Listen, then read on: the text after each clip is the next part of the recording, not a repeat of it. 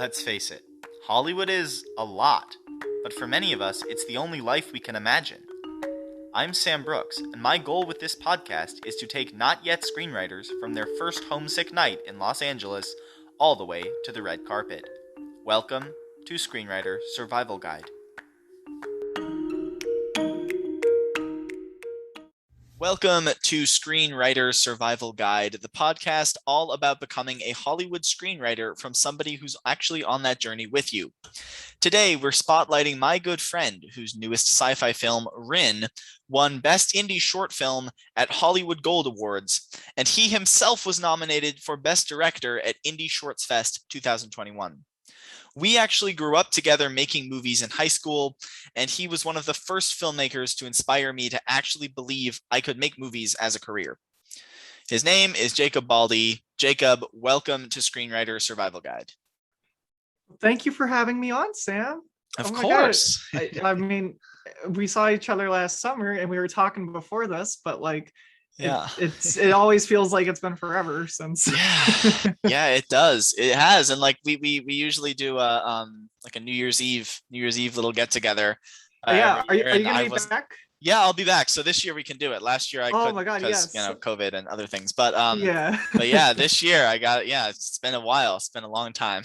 Yeah, it definitely has. No, that's a day I'm very excited for. I don't gotta work then. Sweet. Woo! Love it. All right. Thanks for coming on. Of course. I always like to start off with your journey as a filmmaker. Now, you received a very difficult diagnosis early in life, but you then used that event to take stock of your life and decide to really go for it and pursue your dreams. Can you talk us through what that was like and how you use your diagnosis and kind of that in your films? Okay, yeah. No, so I was born with a very rare congenital heart condition. It's called hypoplastic left heart syndrome. Y'all don't have to remember that. Oh my God, my cat's climbing on my computer. And I was also born with another heart condition on top of that called total anomalous pulmonary venous return. Again, not really important. To cut to the chase, I was basically born with only half of my heart. Mm-hmm. And so because of that, I've had to have, at this point in my life, 15 heart surgeries. And I have a pacemaker. I'm on my third pacemaker. Because my first pacemaker decided to give out on me. And the second one, we ran through its battery after like 5 years. And now I believe it was last summer, I got my third one. So, good. But pretty much, I've kind of used my heart condition to sort of help inspire the way I go about writing. Mm-hmm. And a lot of the tropes I have found myself writing is in ill characters, which is something I can highly relate to. Mm-hmm. And so basically when I write a character who has an illness or has a diagnosis, I never want to play it up as like, oh man, like we got to focus on this. This is like their defining trait, because it's not. And so that's something, sorry if I'm moving about. I have a little kitten. You're good. Cats are cats. Yeah, but no, basically with relating my heart condition to writing, it's not what defines you. Mm-hmm. And so I try to get that across in my characters. Yeah, I kind of lost track of your question there. No, I mean that you answered it. I think it's very interesting. I definitely noticed that in your characters, that not necessarily, I mean, yes, lots of them, are ill, but I think there's definitely, you're always asking questions about mortality and about life and love and time. And I think that some of that, now I'm not going to try to speak for you and your how you see your writing and your directing, but to me, that always reads as it's something that comes really naturally to you because of what kind of the issues you've had earlier in life and ongoing issues. Yeah, because a big side effect from that was when I hit my early teenage years was when I was diagnosed with depression and anxiety. Mm-hmm. And so of course a lot of that kind of ebbs into my writing. And so I kind of, instead of wallowing in everything that's kind of wrong with me, I kind of take it and expand upon it in a positive light through my writing, and to kind of find a catharsis in everything that's wrong. And really, in the end, I'm just another normal person, and that's kind of what I want to get across, is that these issues don't define you, and these little moments don't define you. And that's kind of a big portion of my film that I made called Rin, where our lead character, in a sense, who I mean, I'll probably give away the movie in this podcast, where our lead character is unfortunately sexually assaulted in it, but that's not what defines her character. And it's her love for her best friend and her care that helps define her. And that loss of innocence isn't what the film is about. It's about kind of coming back from such a traumatic event. Yeah, I think that's this idea of events or aspects of yourself not defining you it's something that, it's not the same, especially not now, but that's something that I often think about with, I'm gay, and gay characters, LGBTQ characters in my scripts, as kind of like, a lot of times I think, and it's not malicious, but I think a lot of times with anything, whether it's disabled or Black or Muslim or sexual assault victims or disabled people or people with bad medical diagnoses, there's often this thing that if the character is shown in the show, it's because of that trait. And I think it's just now starting to change, where more and more filmmakers like you are really taking stabs at these kind of characters who aren't defined by this trait and aren't defined by this one thing about them. So in Rin, the lead characters were written as a lesbian couple, and that's not the point of the movie. And that's not the point of their characters. It's just another addition to help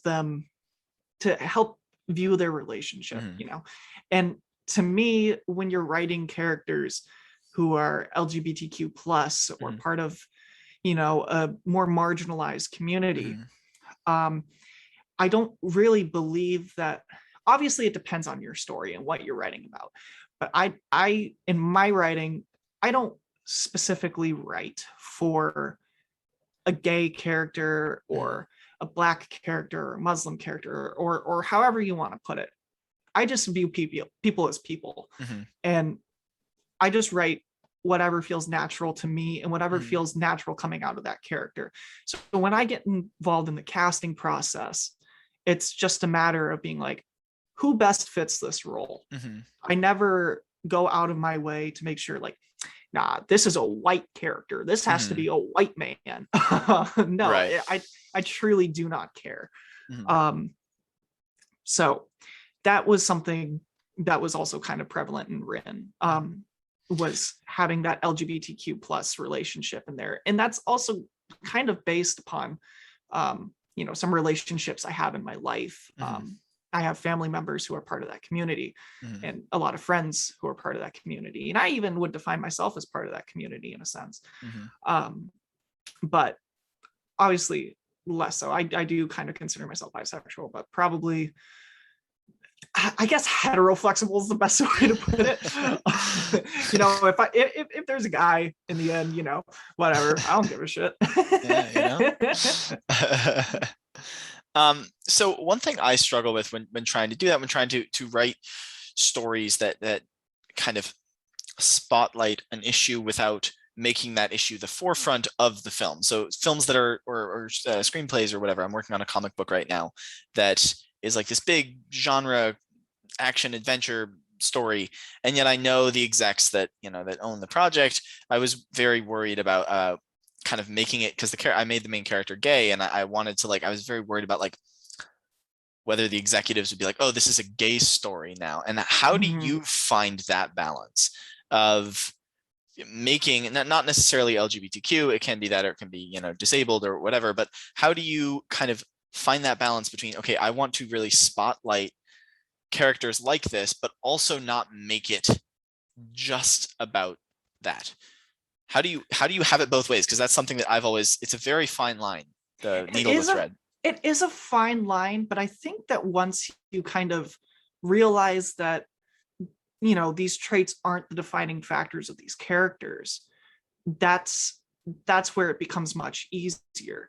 I say, really, it's not about a character's sexual identity or race and ethnicity, or it's basically just, you just write the character. And that part of them will come to you as you're writing.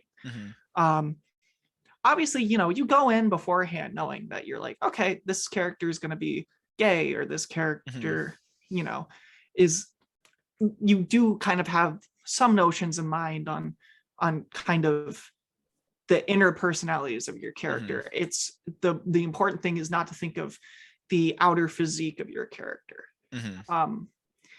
And so basically that's kind of just how I go about writing.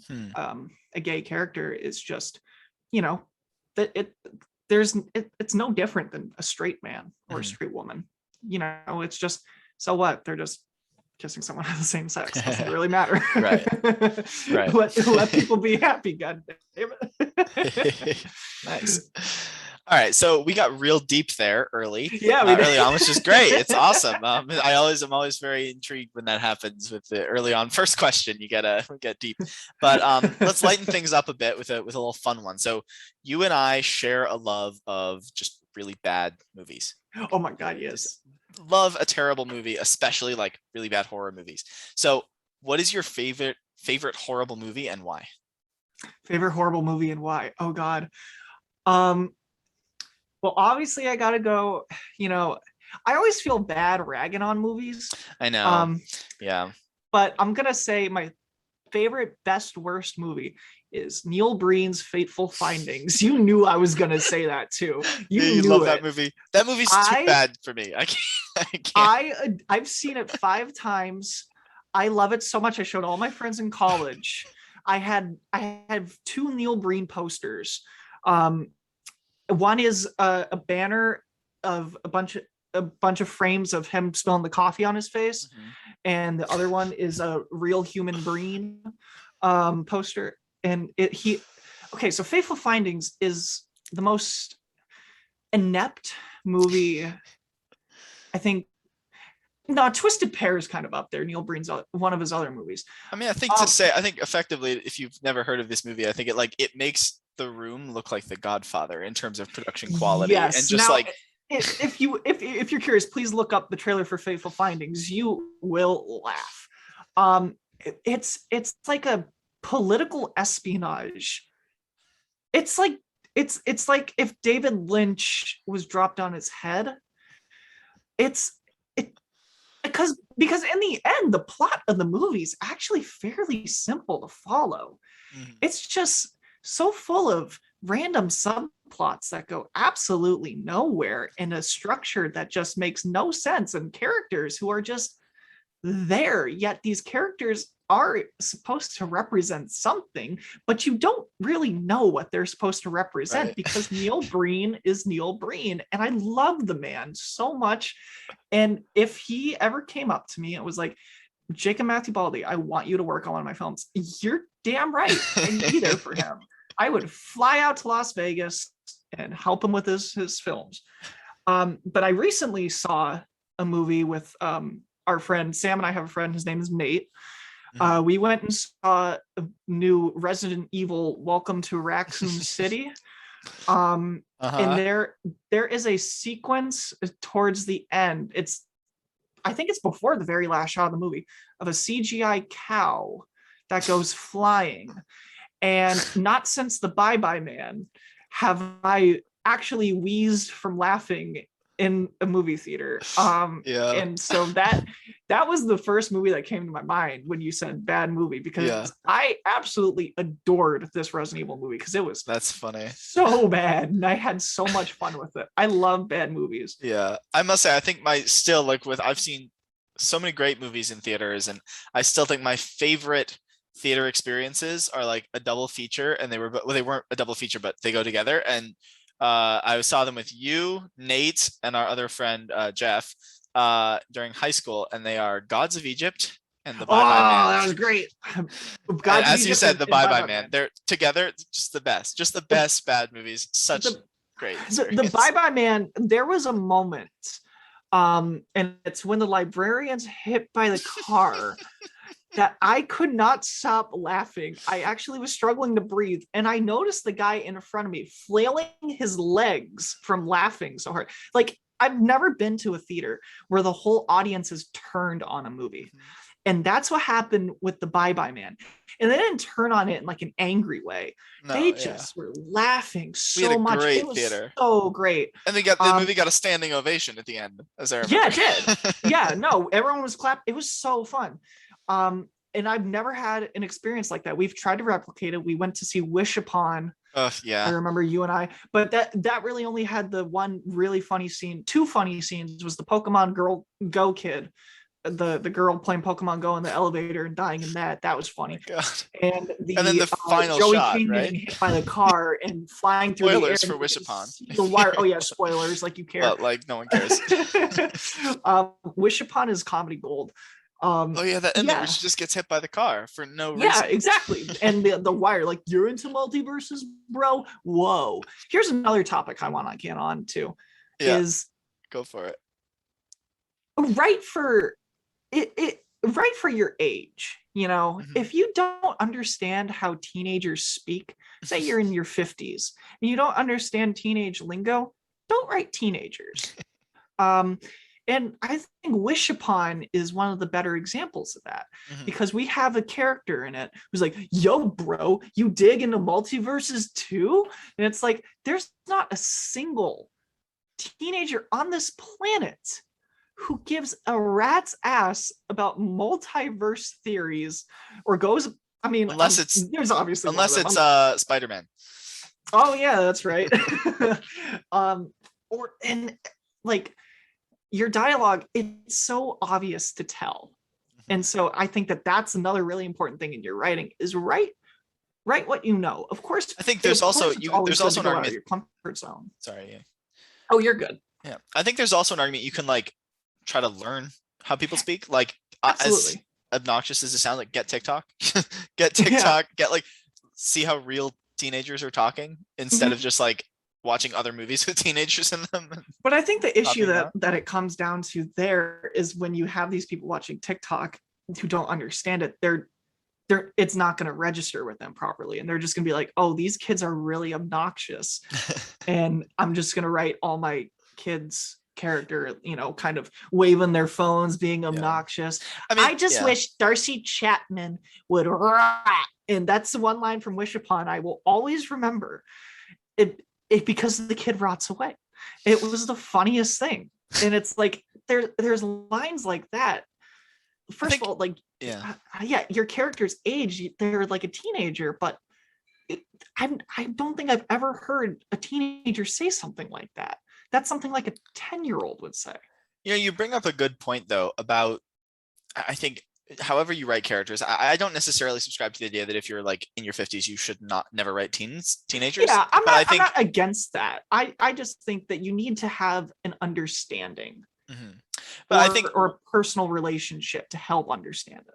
I think there's often especially now, it feels like, now maybe this is just recency bias, but it feels like what you should never do, and this I feel like happens a lot, especially with teenagers, is write your characters from a point of view of judgment, and where you are judging your characters as you start to write them. And that's one thing I've noticed, especially older people writing for younger people, but also vice versa. I think there's a lot of kind of okay boomer culture where you can tell the older characters are written kind of despicably, like the writer despises them, and that's never, it's always very transparent, it's always super obvious, and it's just never a good look.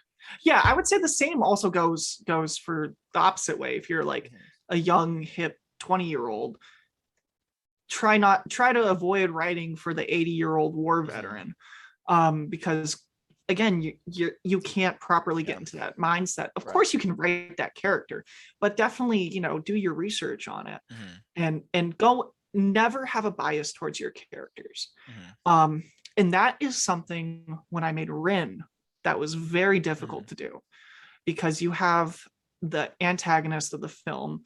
His name is Julian. He's played by a fabulous actor named Sean Ream, who is the nicest human being in real life. Like, he was in my previous film. Like, he's just wonderful. And so he, like, literally when he shows up, he's like, hugs. But he can turn on a dime when he's playing that character. But when you're writing for a character as despicable as Julian from Rin, is you can't judge them as you're writing that character. And you have to get into their psyche and understand their actions and why they're going to do this, because that's what the actor is going to want to ask you. And that's the actor's job too, is to, because you're not writing a novel, you're not writing a book, you're writing scenes that are to be performed. And so pretty much, you have to get into every actor's frame of mind, every character's frame of mind, and you can't judge any of them. So from his decisions, you have to understand this is why he's making these decisions. Sure, you disagree with them internally, they're wrong, what he's doing is wrong, but in his mind, what he's doing is a power move and is right in his view. And so it's a matter of getting that across in your writing, because if you're going in judging your antagonist from the get-go, you're not going to write a good antagonist. Right. I think, it's a very good point. And so now that we're on the topic of writing, I always am fascinated to hear about, I would say you definitely consider yourself more of a director, and writing's kind of something that goes along with directing for you. I disagree. Oh, you disagree? Oh, then great. Absolutely. I most definitely consider myself more of a writer. Oh, wow. Okay. Rin, the screenplay. Okay, so we shot this film in 3 days. The script was 19 pages long, and so for a 3-day shoot for 19 pages, is quite a lot. We shot. You've got some CGI in there too, and it's like, so there's some scope to it. A lot of locations. It was also very expensive. And I have a fun story I can share later about some technical woes on the second day. But pretty much, when you're shooting like in such rapid succession, you don't have a lot of time to get many takes. Right. And because you not only do you want to go home, you want everyone else to go home happy and fed. And so, and to at least have a 12-hour turnaround. And so pretty much it's shooting Rin was quite the experience, because a lot of your writing, you need to understand everything you're writing beforehand. You can't go to set and be like, okay, this line doesn't really make sense, because if you're shooting something that quickly in such a short amount of time, you have to be on top of everything. And luckily I had an absolutely amazing crew and an amazing assistant director, and my buddies Sean Arnold and Michelle Edmond, who were absolutely fantastic, which I could not have done the film without them. So when it comes to writing, you need to know like what each line means before you're going in, because when someone comes up to you with that question being like, why am I saying this line, you need to be right on top of it and understand this is why. So how do you, are you reading a lot? Is it just like about doing 50 drafts? Are you just taking pages and pages of notes? Are you writing in the margins? Are you storyboarding? How are you achieving that level of just complete clarity on the script before you get into? So what I do is I spill everything out. I described Rin I was like, this is my senior thesis film from college. And I described it to myself as, screw it, this is the last time I'm going to get full creative control, and I'm just going to totally self-indulge. I'm going to be the most selfish human being and self-indulge to make the longest film in the class.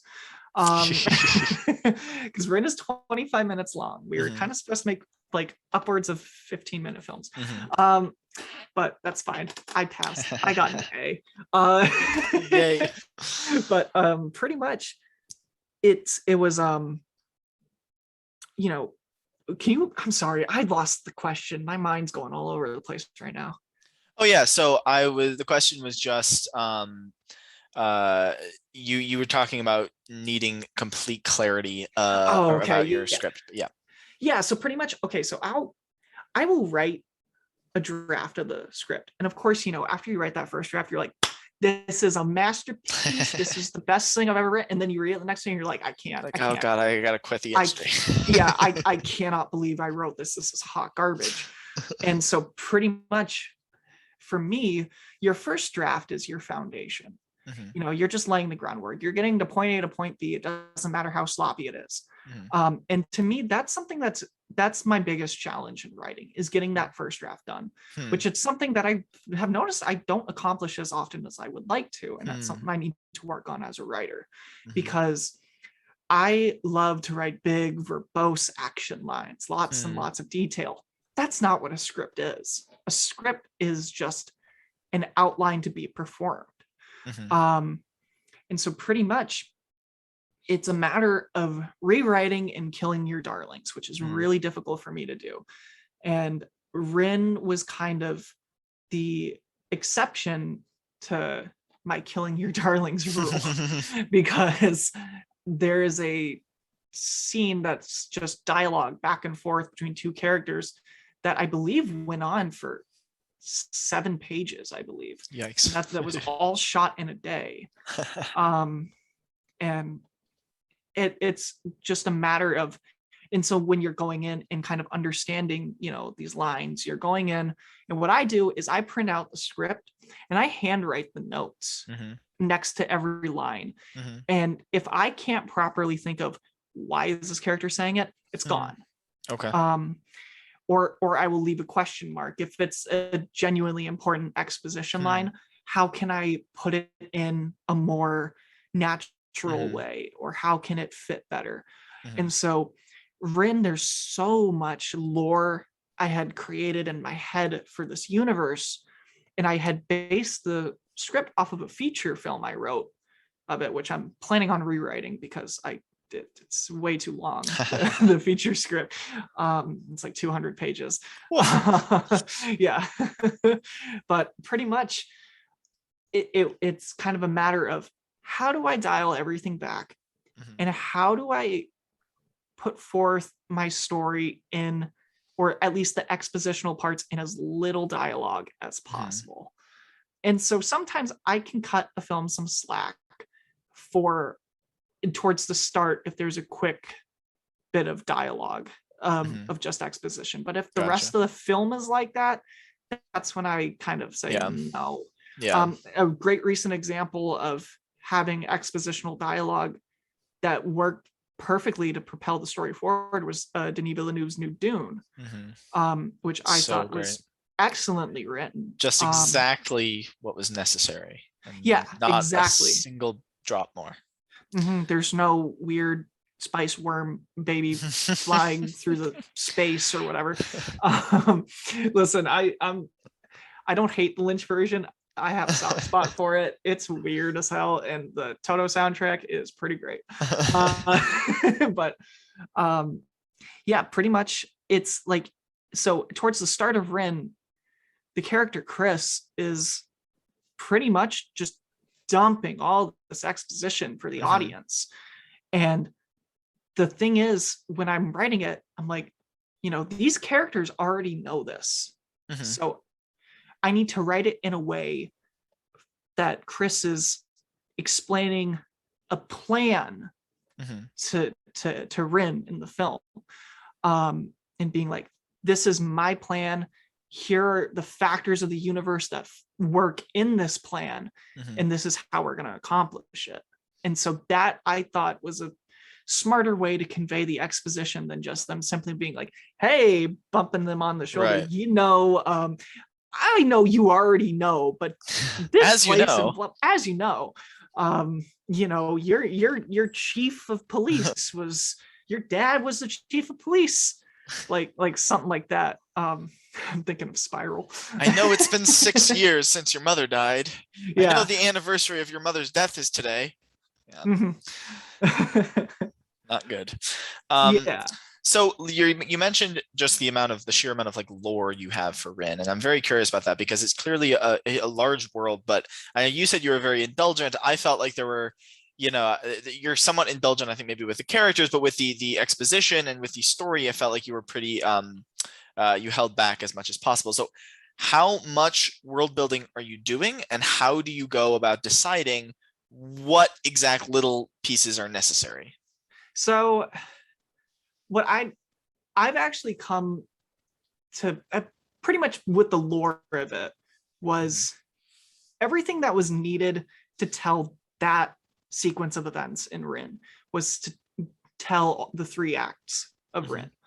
And pretty much I used the lore that I'd come up with and focused on as little characters as I could, and as little of the world as I could. Okay. Like, we're going to focus in on this one tiny aspect of this grander scope. And so pretty much with that, writing the feature film is the exploration of that grander scope. But what came first to me was the characters. The characters always come first. And so that was that is what I was very self-indulgent with, was the characters and the dialogue. The world building wasn't my primary focus. Obviously, there is a point of world building that's in there, and it's obvious through the production design, who my production designer, Sierra Racanelli, who was also nominated for an award at another festival for Rin. Just goddamn, she absolutely knocked it out of the park. And so it's just a matter of being like, here's what we need to establish the world. That's not what this film is about. This film is about the characters. Gotcha. And so that's how I went about it. So when it comes to both characters and world building, actually, how much work are you doing that isn't in the script? Are you writing big documents? Are you taking notes? Is it mostly kept inside your head? How much, you hear about, George R.R. Martin and Tolkien, like developing entire languages for their films. And so how much like world building backstory are you giving characters? Are you giving the world? And what kind of medium are you putting these in? So when it came to directing the film, was obviously I had written that feature script beforehand, and the only talent who had read the feature film was lead actress Kaylee Morella, who plays Rin. She had read the feature version of the film, as well as one of our crew members, but crew, it's different there. Our assistant camera. But pretty much, so Kaylee went in knowing more of the universe than anyone else. Okay. Yet basically she stuck with the short script instead of this grander feature script. So everyone going in, they're able to distinguish the world through the dialogue, all the actors in the film. And basically, again, it's just what's important. Like, I will, tell them, okay, this is the world you're living in. And, now's their point to do their thing, where they're like, okay, how would I react to living in this world? How's this character written in living in this world? And so I never went into detail on the grander scope unless asked by the actors, or until we were done filming, was when I told that Julian, who I know it gets confusing, Julian Berger plays Chris, and Sean Ream in the film plays the antagonist named Julian. Right. That was not intentional. So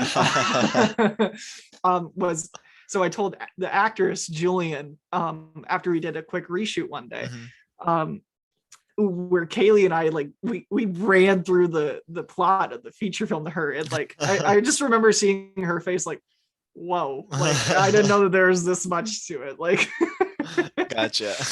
Yeah, so because you don't want to overwhelm people. No. Yeah.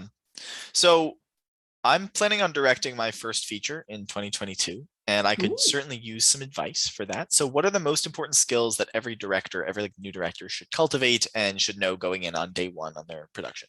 I'm gonna get close to the mic for this one. Okie doke. Don't be an asshole. that honestly, my number one rule. Don't be an Yeah. asshole. Listen to everyone, you know. Mhm. There's obviously when you're on like a studio production, there's a much grander hierarchy. You know, the people who are kind of at the bottom of the totem pole, you listen to them Mhm. too. Obviously on a studio production it's a bit different, Mhm. but you know, everyone has a voice that you want to take into account. If someone has a question, you need to be ready with an answer. Mhm. You can't just sit there on your hands and be like, oh, I don't know, just act. Or just put the camera right there. Yeah, that's good. You need to kind of, you know, and be very open, you know. If Mhm.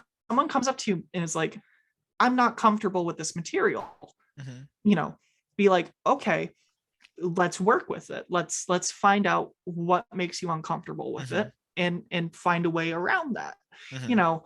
know, because that was a big thing I did with Rin. Was the very first thing I asked everyone in the cast and crew was, are you comfortable with this material? Is there Mhm. anything you would like changed? Mhm. And so it's you know, and they're all very respectful, at least when you have a crew that's a really good crew. I've heard some Mhm. horror stories on some other sets, but when I had an amazing crew, and so you know, they're like, we don't want to impede on your vision. Mhm. um and I'm like, you know, it's my job as the director to make everyone feel comfortable and Mhm. feel safe. And so when we shot Rin, you know, there was, obviously it's the midst of COVID, but we shot it, Mhm. the assault scene, zero contact. The Mhm. only contact which you actually see in the film was accidental, and that was Sean's nose hitting Kaylee's hair. um, and so um, yeah, so pretty much it's just a matter of listening. You know, half Mhm. of directing is listening. Right. The other half is, you know, being the one, you know, running the show, being Mhm. in charge and kind of making sure, you know, it's more the AD's job to make sure Mhm. that you're in line on time Right. schedule. But don't listen, I love David Fincher. I love his movies. There's no reason to do 99 takes. Absolutely no reason Right. to do that. You Mhm. know, and when you're on a tight schedule, you can't do 99 takes. Mhm.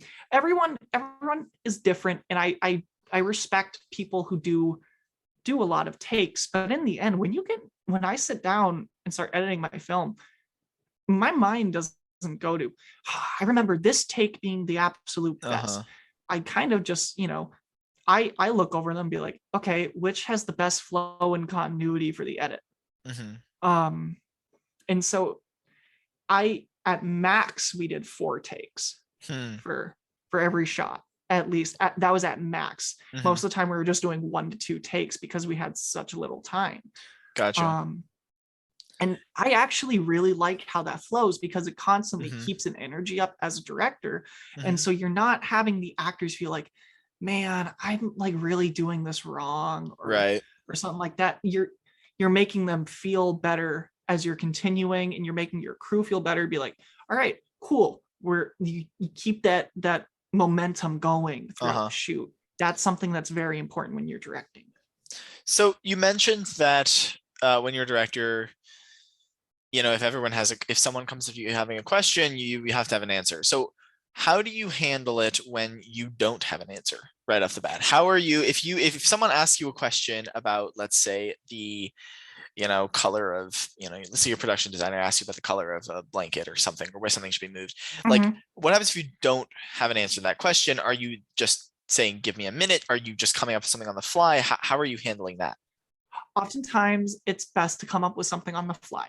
Hmm. um you know, it can, because you can always change things.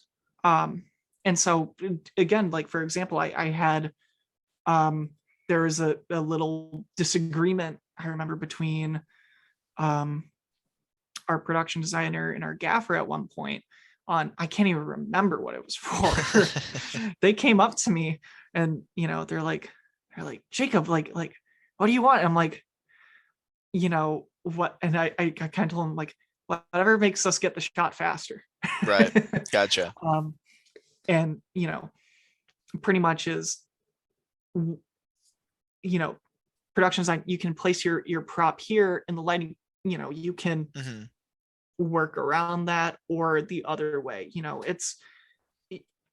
I love to give my cast and crew as much leeway as possible and to let them make their own decisions. Obviously, it's in line with what you want, but most of the time they're going to come up with things that are better than what you've envisioned in your head. And you're never going to perfectly capture what's in your head. It's just impossible. Obviously, you can spend as much money in CGI as you want, but you're never gonna get that exact replica of what you pictured in your head. But again, that's just me speaking. Right. And so I always know that when I'm filming, I'm like, this is going to look different than what I envision when writing. Right. Obviously, you go in knowing what style you're going for and all that, and you get that across to your cast and crew, and then they come in with their own twists on it, and it all piles up into being something that's a lot more special. Right. It's interesting. I've heard definitely the advice before from other writers that you finish the script, you're proud of yourself, you say, okay, that's a great thing, now let's make something completely different. And that you can't go into the production saying, okay, I actually, this script is sacred, the script it's a different thing, it's a different beast, and now you're making something different here. All right, before we start to wrap up, I want to give you a chance to kind of shout out Rin, and where can you find Rin? Where can we find you online? If you're online anywhere, where are you at? Yeah, so Rin is, we're recording this on December 6th, at least my time. It's still December 5th over where you are. But I am Rin. You can find it on Vimeo in a full 4K quality.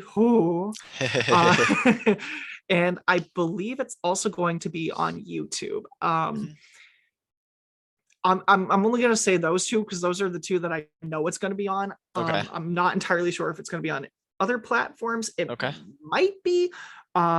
Check the show notes. Yeah. Check it. So to find out where Rin will be at by the time you're listening to this, it should be online because it's coming out December 10th. You can probably find where it is through my Twitter handle, which is at JMBHHF25, I believe, and my Instagram is, I believe, at JacobMB25. I'm actually looking it up right now. Figuring it out. I was right. Yeah, I was right. My Twitter is at JMBHHF25, and my Instagram is, oh God, what is my Instagram? It is JacobMB25. I was correct. Gotcha. Yeah. Nice. If you add me on Facebook, I will not accept you because I hate Facebook. Yep. And most people do now. the only reason I haven't deleted my Facebook is, one, it was pretty good for helping schedule things, and two, I have an Oculus Rift headset and I need a Facebook account for that. I'm also logged into so much stuff through Facebook now that I have to keep it. Yeah, no, I have pictures all the way from like 2010 back there. I'm like, oh man, I was 11 years old in that. I feel bad if I'm gonna kill it off. I know, yeah. All right, and then what's kind of one way, I don't know if you have a lot of people reaching out to you, but what's one way to kind of make it more likely that you'll respond if someone, say, listens to this podcast and wants to get in touch with you? And what's one way to kind of make you say no and ignore their message? So one way to get in contact with me is messaging me through Instagram. That I usually respond to pretty quick. Okay. Or you can even email me at jacobmbaldy@gmail.com. Emails I'm very quick on top of. things to not get my attention quick. I mean, I've always been good at responding to things, but you know, I can't really think of any platforms. I do not have WhatsApp or anything like that. Obviously, I'm not giving my Snapchat. That's personal. Right. So pretty much. Any OnlyFans you want to shout out? Yeah. Shout out to my OnlyFans, which you will not find. It's got a lot of pictures of my kitten. Only fans of my kitten Piper. No, if you write to me on Twitter, it's more of a 50-50 if I'll get back to you. Because most of the time it's like a scam that I'll get, being like hello, like other stuff, or like, we sent you a link, please open this link, and I'm like, no, I won't. Yeah. That's about it. Let's not do that. Yes. Yeah, so I mean, I'm pretty open, and if you're just honest and upfront about, your question, what you're asking about, and I'm again, like I said, don't be an asshole. So it's always good. It's good advice. Full stop. So yeah, just full stop. Just in general, don't be a prick. Yes. Yeah, no, it's just don't be nervous if you're messaging me or anything or anything like that. Because I get really nervous messaging people too. So you're all good. I understand that kind of anxiety of being like, I'm talking to a stranger. Yes, it is stressful. All right. And if you're a festival listening to this, feel free to send discount codes. I'm a broke college Sounds grad, good. please. Love discount codes. Awesome. Okay, final question. This is my screenwriter survival tip. What's the number one piece of advice you would give a not yet screenwriter to help them not only survive, but thrive in this industry? A not yet screenwriter. I don't like the term aspiring screenwriter. So someone, who is, I agree with you just there. about to go into the business. Yes. Screw the rules. There's no rules that are etched in stone.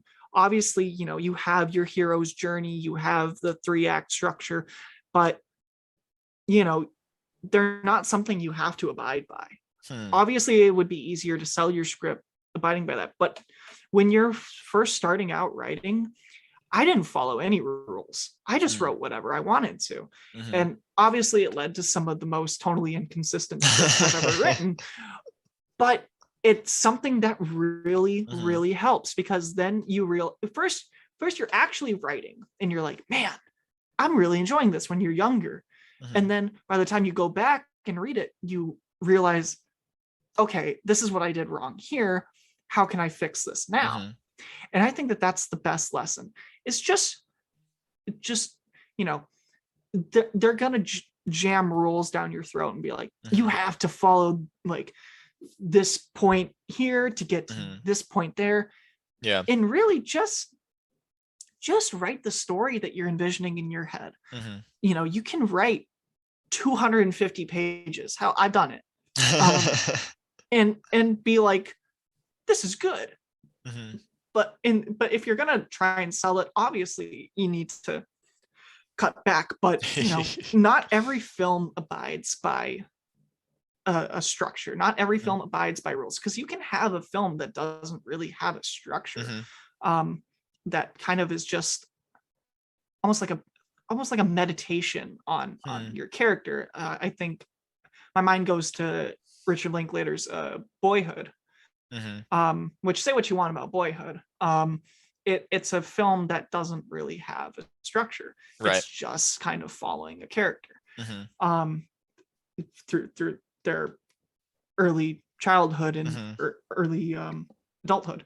And so it's just a matter of writing what you're envisioning, and don't overthink it. Don't overthink of, oh man, how is this plot point going to fit into this plot point? That all comes later. And just write. Screw the rules and just write. That is a great screenwriter survival tip. Guys, Thank you so much for listening to this chapter of Screenwriter Survival Guide. If we are delivering any insights or value to you, please drop us a rate and review on Apple Podcasts or wherever you get your podcasts. And follow us so you can get every new chapter as it airs. We've got some really exciting things in the works, and I'd hate for you to miss any of it. In the meantime, you can find the show online at screenwritersurvivalguide.com, and you can find me on Instagram at Sam Brooks Presents. Until next time, guys, don't just survive, thrive.